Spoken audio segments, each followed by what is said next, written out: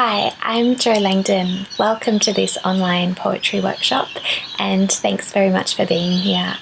Today I'm going to talk through a number of perspectives and approaches to poetry, along with a few poems that I've found engaging and valuable in terms of my own approach to poetry as a reader, but also in writing. So I hope that these will engage you as well, these various responses and ways of understanding and thinking about poetry.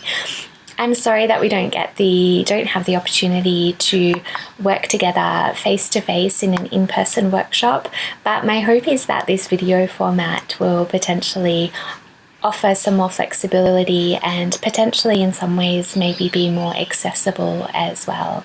So thanks again for being here. Hello everyone, my name is Jo Langdon and I'm delighted to be engaging with you in this space. Welcome to this online poetry workshop and thanks so much for joining me today. I wanted to start by sharing just a brief bio with you to give you a little bit of a sense of my work and background, so you can have a sense of where I'm coming from before we begin. So I'm the author of two poetry collections, Snowline, which was co-awarded the Whitmore Press Poetry Manuscript Prize in 2011 and published in 2012, and more recently my first full-length collection, Glass Life, which was published by Five Islands Press in 2018. My writing in poetry and prose and other forms, I guess too, like reviews and essays, has appeared in a number of publications, and I've listed some of them here. In 2018, I was also awarded a fellowship by the Elizabeth Kostova Foundation in Bulgaria. I teach writing and literature as a sessional academic, and I live and work and write on Wadawurrung land in Geelong in Victoria. So I wanted to open the workshop today with some extracts or 5 points from the American poet Ada Limón from a short essay of hers called Mystery and Birds. And the second part of that title is 5 Ways to Practice Poetry. So I wanted to share with you these 5 ways that Limón suggests are really valuable or essential to the practice of poetry. The first one is to write every day. Limón writes, "It's easier than it sounds. Make time every day to write something, even if it's one line scribbled onto a napkin on the subway or the bus, or a whole precious early hour in the morning." This practice lets the mind know that every day we must be observant, that we are paying attention always. Number 2, she says, learn poems you love. Read whatever poems you can get your hands on, not just the classics, but those poets who are writing today. Pick up journals, magazines, and anthologies. Search for the poems that break you open.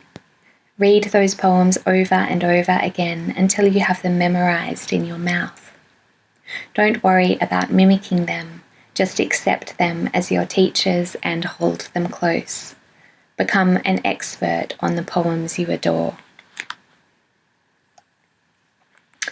Number 3, cultivate silence. Silence is essential in order to hear your own voice. Especially nowadays when we often have the television on, the radio on, or music playing all day long, it is essential to find some silence to listen to your own voice. Your own voice is the only thing your poetry needs. Number 4, embrace revision. Revision might be the hardest thing that writers have to do aside from battling our own internal demons, because it means admitting that we are wrong. Sometimes we are so wrong that we need to start all over again, and it's embarrassing. Sometimes we only need to change a comma, but listen, every poem needs revision and every poet needs to learn humility. And number 5, practice gratitude. And cherish those friends and colleagues who care enough to read and comment on your work. If you truly pursue writing, you will come to realize how enormously important these people are to your writing life, and therefore to your making of a real life. Make sure you read their work with the same care and closeness they offer you, and buy them coffee and cakes when they return a manuscript with pencil marks on every page. It is a true act of kindness that should be greeted with great gratitude. And be thankful that you want to write at all. What a powerful art to devote a life to, and how lucky we are to love such a wild, untamable thing. So I wanted to start with those, this list of 5 points or 5 reflections. And ending, I think, with gratitude feels really fitting because I'm really grateful to be engaging with you all today. I think these exchanges are so important and these connections in terms of building a sense of community. So again, thank you for joining me. And I think Limon's list as a whole resonates really strongly with some of the key ideas I want to talk about today. Next, I wondered what your definitions or your feelings towards poetry might be. You might like to pause this video for a moment and see if you can complete this sentence. Poetry is, maybe having a think about what your experiences with poetry up until now have been. Have they been favourable or enjoyable, or have they been something otherwise? So see if you can complete the sentence, and you can be as serious or as playful, as earnest or as whatever as you like.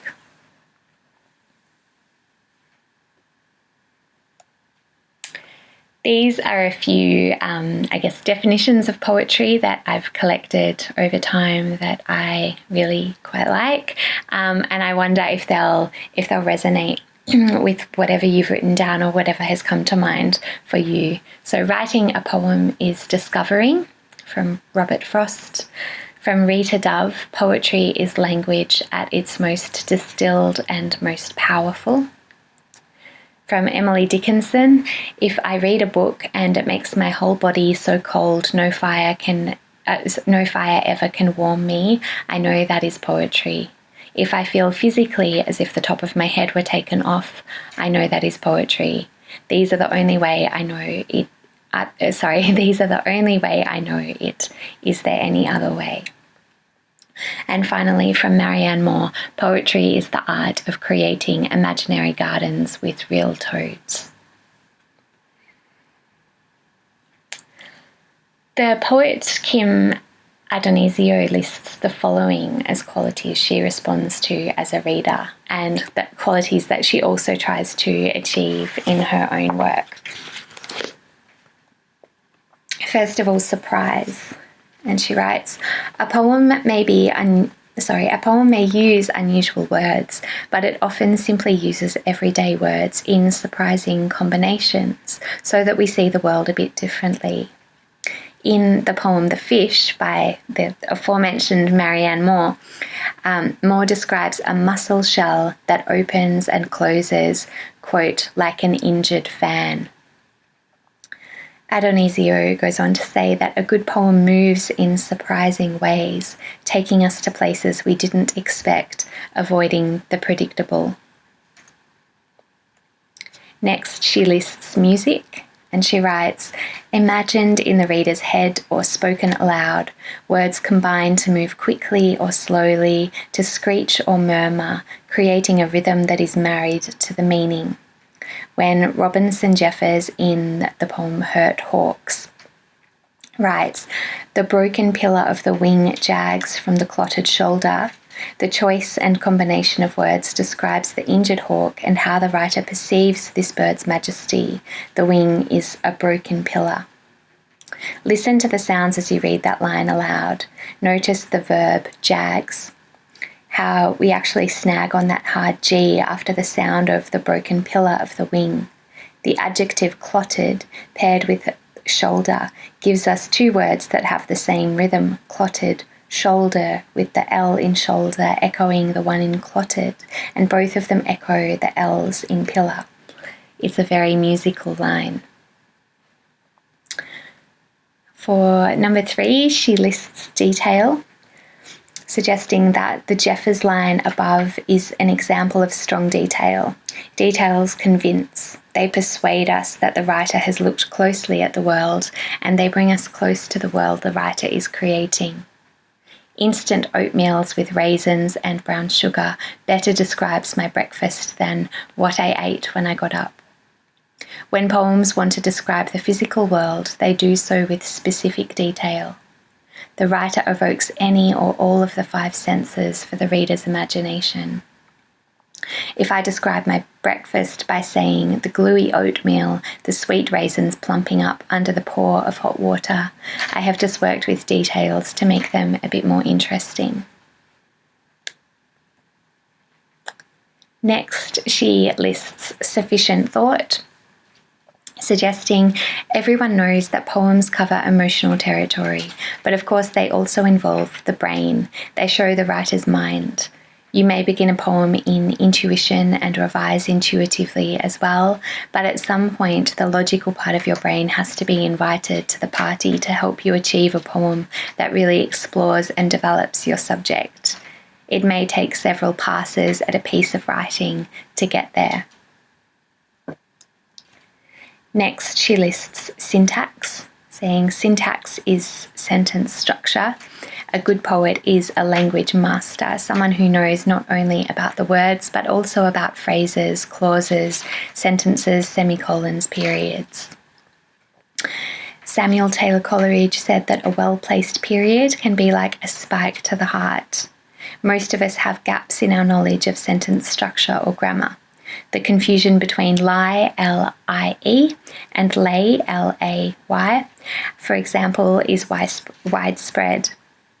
Whatever your skills are in this area, they will develop the more you read and write.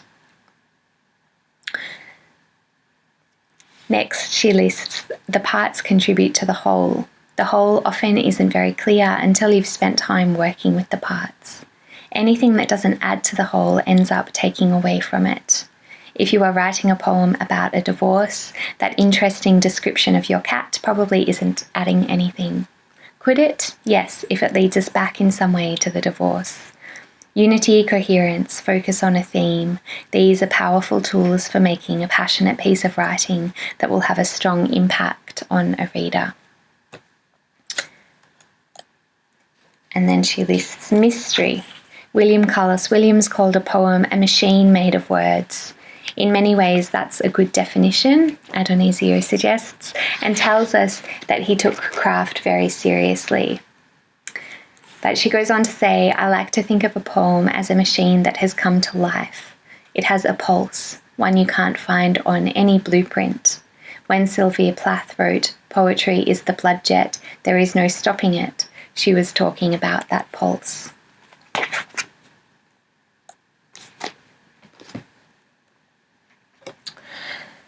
For the poet and author of the text on poetry, Glenn Maxwell, white space, i.e. the space of the page, is half of everything. So Maxwell writes, regard the space, that ice plane, that dizzying light, that past, that future. Already it isn't nothing. At the very least, it's your enemy, and that's an awful lot. Poets work with 2 materials, one's black and one's white. Call them sound and silence, life and death, hot and cold, love and loss. Any can be the case, but none of those yins and yangs tell the whole story. What you feel the whiteness is right now, consciously or more likely some way beneath that plane, will determine what you do next. Call it this and that, whatever it is. This time, just don't make the mistake of thinking that the white sheet is nothing. It's nothing for your novelist, your journalist, your blogger. For those folk, it's a tabula rasa, a giving surface. For a poet, it's half of everything. If you don't know how to use it, you are writing prose. If you write poems that you might call free and I might call unpatterned, then skillful, intelligent use of the whiteness is all you've got. He goes on to say, put more practically, line break is all you've got. And if you don't master line break, the border between poetry and prose, then you don't know there is a border. And there is a border. A prose poem is prose done by a poet. He says the other half of everything for the songwriters is music. For the poets, it's silence, the space, the whiteness. Songs are strung upon songs are strung upon sounds, poems upon silence. And this, for a lot of readers of Maxwell's work, I think is a contentious point, because he suggests that song lyrics stripped of their music are not poetry. Let's maybe take that a little bit further via an exercise. So see if you can take up Maxwell's challenge. He suggests that you write out the lyrics to a favourite song, and he argues quite forcefully in his text that the language written down without the music will invariably look amateurish and hallmark. So maybe pause for a moment and choose a favourite song. Click pause on the video and write out the lines and see if you find that you agree with Maxwell. I anticipate that you might feel strongly one way or the other at the outset, even before completing the exercise.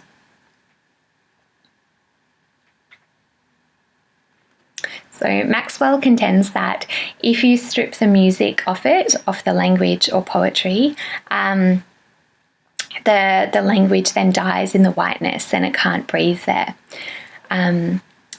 That what you have is a bad translation, and that further, if you don't agree with this assessment, that you're still clouding the thing with the music that you love. So regardless of how you feel about this assessment and that distinction between music and lyrics and poetry that is intended for the white space of the page, you might like to take this response to Maxwell further as an exercise. So in responding to or approaching the song lyrics that you've written out, perhaps you might then write some lines of new poetry that mirror, revise, or speak back to the song lyrics that you've transcribed. But this time, you're thinking about how you might set your lines to silence or to the white space of the page rather than to music. So thinking in terms of that page being, as Maxwell would have it, half of everything. You might think in terms of what's not included in the poem, what's withheld, whether that means to you subtext, whether that means to you gaps or kind of suggestive ellipses of some sort. Perhaps you might think about how your poem looks visually on the page, so the length of the lines, the shape of the poem as a whole, and so on. The poet Veronica Forrest Thompson wrote in her text Poetic Artifice in 1978 that if prose often resembles the natural language of ordinary speech, poetry is resolutely artificial, even when it tries to imitate the diction and cadences of ordinary speech. The poem is also always different from the utterances it includes or imitates. If it were not different, there would be no point in setting down these utterances or writing these sentences as a poem.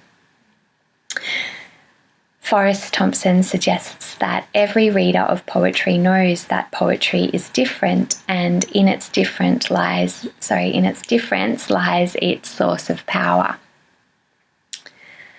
And she says there would be no point in writing poetry unless poetry were different from everyday language, and any attempt to analyse poetry should cherish that difference and seek to remain within its bounds for as long as possible, rather than ignore the difference in an unseemly rush from words to world.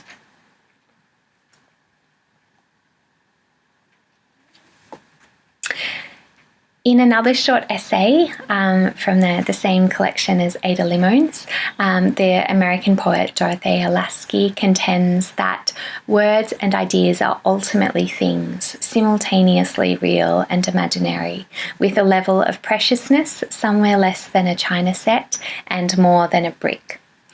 And I really like this in terms of an approach to the actual making and the practice of poetry, because I guess that kind of challenges a tendency to feel kind of precious or attached to any initial drafts, and maybe encourages or allows us to revise work, to play with language with a greater sense of freedom and enthusiasm. So we've looked at a few different examples of poets speaking about poetry as a form, about what poetry does, what it is and isn't, what there is to celebrate about poetry, what maybe defines poetry and makes it distinct from other forms such as prose. But needless to say, I'd like to also look at some poems today and share some poems that have really spoken to me, or that I feel quite attached to. Very much again in the spirit of Ada Limon's suggestion that we learn poems that we love, and that reading and engaging with the works of other poets is really central to the practice, to any writing practice. So this is a short poem from the late Australian poet Dorothy Porter, The Night Before Knossos. And it's included here in full, so it's a very brief poem, but I think a very vivid and beautiful poem. On the deck of a Crete-bound ferry, two young women sleep badly under a green raincoat. The engine room thumps through their ribs. Stars, diesel, spray coat them in a glistening salt. And there are lots of things, I think, that we might say about this poem, but one of the reasons I wanted to include it in the workshop today is partly because of its immediacy and its concision. So it's very brief, but I find it a very vivid poem that's really striking and rich in detail, and also in looking particularly at the line breaks here. So the structure of the poem and the way that each line sort of builds on, adds context to the next one. So there's a unit of meaning within each line that is then extended, made more vivid or complicated via the next line in what are really also quite spare lines, so some of them only one or two words. You might like to read the poem in your own head or in your own voice and think about things like the effects of those line breaks, the structure of the poem, how it's timed and paced, maybe what appeals to you or what doesn't, because that's of course fine too, in reading this poem. Once you've done that, you might like to use Porter's poem as a sort of starting point for a new practice exercise, and see if you can mirror or shadow, whichever verb you like best, Porter's poem with a portrait of your own, whether that's of two people or one person or a scene, but a kind of a sketch, as it were, via the form of poetry. So consider how you might create or capture a scene or an image through language that, like Porter's, is concise and heightened, both as spare and as vivid as you can make it. How might you mirror the way that Porter structures her poem, with the lines building context and detail as they unfold? And again, have a think about what else appeals to you or maybe doesn't appeal to you about Porter's poem. And again, thinking about Limon's suggestion that that you can engage with the work of others in this way without worrying about kind of just being a mimic, because it's part of how a voice and a practice ideally develops, is in conversation with the works of others. This is an extract that some of you might recognise from the poet Michael Ondaatje, and from his collection, The Cinnamon Peeler. So this section reads, "Kissing the stomach, kissing your scarred skin boat. History is what you've travelled on and take with you. We've each had our stomachs kissed by strangers to the other. And as for me, I bless everyone who kissed you here." Just as an extract, I thought this was or is an interesting one to think about in terms of enjambment or the breaking of a line, a little bit like Porter's, but perhaps even more kind of striking in terms of what those line breaks achieve here, the ways in which there can be an element of surprise or the unexpected as one line moves on to the next, and as they build and kind of make sense together. So I think it was the poet Denise Levertov who referred to as a line break as being like a half comma. So you can think about the effects of those line breaks and the ways in which they affect your reading. So that kind of physical process of moving your eyes across the page, and the way that contributes to the timing and the pacing of the reading of this poem, and of poetry and poems more broadly.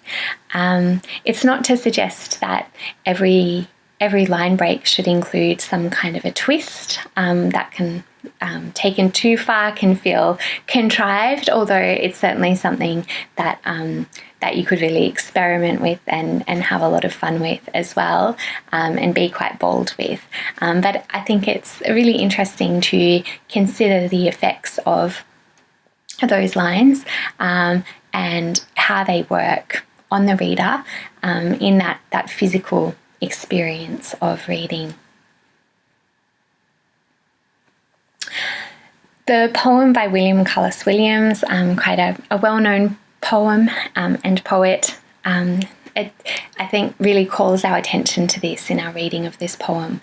So this poem is to a poor old woman munching a plum on the street, a paper bag of them in her hand. They taste good to her, they taste good to her, they taste good to her. And I think those lines there really are quite revealing in terms of the effects of those pauses and those breaks in those lines. The poem continues, "You can see it by the way she gives herself to the one half, sucked out in her hand, comforted, a solace of ripe plums seeming to fill the air. They taste good to her."